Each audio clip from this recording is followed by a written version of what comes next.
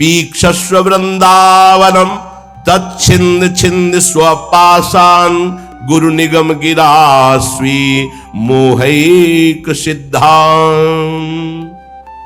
आहा, तुम पापी हो पुण्यात्मा हो, तुम दरिद्र हो या बड़े सम्राट हो, कीर्तिमान हो या तुम्हारी निंदा हो रही है, तुम जड़मती हो या बहुत विद्वान शास्त्र विशारद हो, अब चिंता मत करो। तुम्हें यदि वृंदावन धाम आने को मिल गया है और तुम्हें शास्त्र के अनुसार चलने वाले रसिक सदगुरुदेव की शरणागति मिल गई है, तो छिंद छिंद स्वापाशान, अब तुम्हारे जितने बंधन हैं सब छिन्न भिन्न हो जाएंगे, नष्ट हो जाएंगे। यहां साधन शब्द का प्रयोग नहीं किया। क्यों? क्योंकि साधन असाधनों को मिटाने के लिए जन्म जन्म रगड़ करनी पड़ती है। भगवान आद्य गुरु शंकराचार्य जी ने कहा है कि 1000 जन्म साधना के बाद मुमुक्षता प्रकट होती है। शास्त्र जन्म जब साधना हो तब मैं मुक्त होना चाहता हूं, ऐसी इच्छा प्रकट होती है। और भगवत प्रेमी महात्मा का एक क्षण का संग, तात स्वर्ग अपवर्ग सुख धरी तुला एक अंग, तूलनताय सकल मिल जो सुख लव सत्संग। अगर रसिक संत का संग मिल जाए तो मुमुक्षता नहीं, मोक्ष सुख भी एक पलड़े में रखा जाए, एक पलड़े में सत्संग का सुख, तो बोले मोक्ष हल्का हो जाता है। क्योंकि सत्संग से सीधे प्रेम की प्राप्ति होती है, आत्मरति प्रभुरति। रसिक महापुरुष का हृदय हर समय आनंद की उफान में रहता है। जब आनंद की कमी होती तो दूसरों से सुख लेने की वासना जागृत होती है। जब आनंद की उफान होती तो दूसरों को सुख देने की भावना जागृत होती, जिसे तत्सुख भाव कहते हैं। ये रसिकों में सिद्ध है। ये तत्सुख भाव सुख देवे को चाव चित, सबसो हित निष्काम, या सुधर्म हरिवंश को नाम गिरा विश्राम। जो निरंतर नाम और वाणी में रत हैं, ऐसे रसिकों के हृदय में करुणा आनंद की उफान आती रहती है। तो कोई चाहे जितना पतित हो या पुण्यात्मा हो, दरिद्र हो या महाराजा हो, विद्वान हो या मूर्ख हो, सबको परम प्रेम प्रदान करने की सामर्थ्य रसिक सदगुरुदेव के चरणों में है।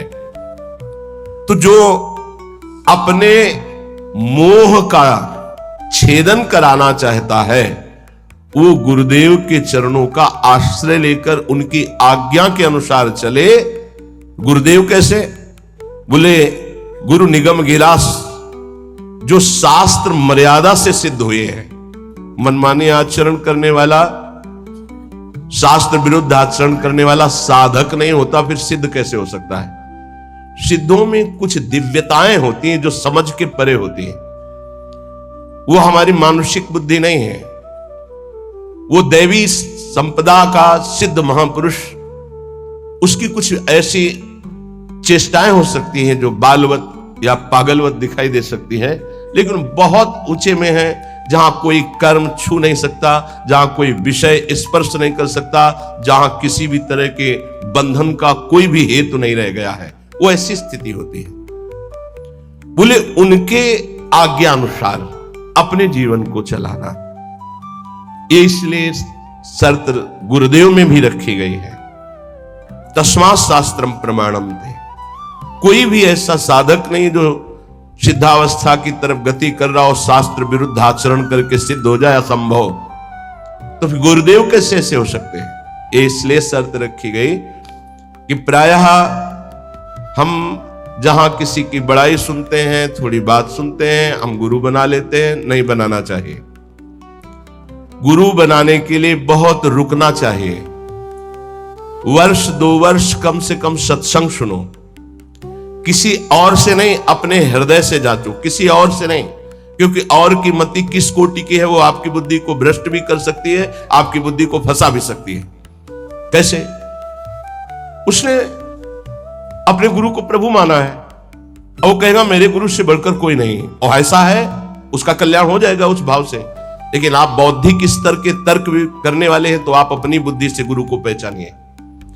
कोई कह रहा है कि पाखंड है, ये उसकी बुद्धि का है, आप अपनी बुद्धि से निर्णय कीजिए। किसी की श्रद्धा और किसी की अश्रद्धा से अपने हृदय में कोई फर्क नहीं पड़ना चाहिए। स्वयं निर्णय करना चाहिए भगवान को साक्षी करके कि हे प्रभु सच्चिदानंद, आप मेरे हृदय को जानते हैं और सामने बैठे हुए हृदय को जानते हैं, तो नाथ मेरे सदगुरुदेव के रूप में आप कहां हैं, कौन है, मुझे परिचय दीजिए, तो प्रभु आपका संबंध करा देंगे। अभी एकांतिक में एक भक्त ने प्रश्न किया, बोले आपके प्रवचन सुनते हैं तो एकदम विरुद्ध गुरुजी के वचन लगते हैं, गुरुजी के वचन जब सुनते हैं तो आपके विरुद्ध लगते हैं, तो उनका निर्णय करो आप कि किसके वचन सत्य हैं।